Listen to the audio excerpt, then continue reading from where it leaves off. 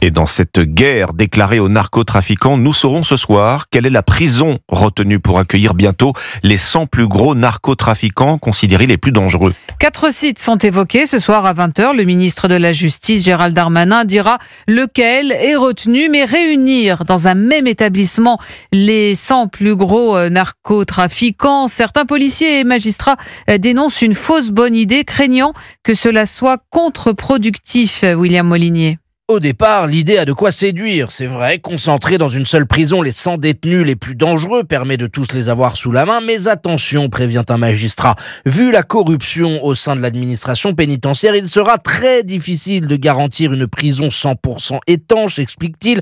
Il faudra aussi qu'à l'intérieur de la prison, les détenus n'aient pas de contact entre eux, que les trafiquants ne puissent pas, par exemple, passer des alliances ou commanditer des crimes. Sinon, prévient un commissaire, on passera du télétravail en prison à un espace de coworking derrière les barreaux. Gérald Darmanin veut accompagner cette prison ultra sécurisée d'un nouveau régime carcéral d'isolement.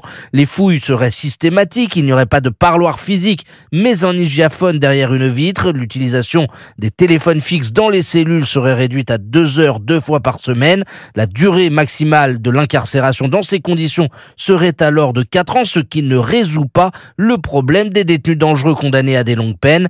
Le Conseil d'État doit se prononcer la semaine prochaine sur la conformité de cette mesure avec le droit français. William Molinier pour Europe 1.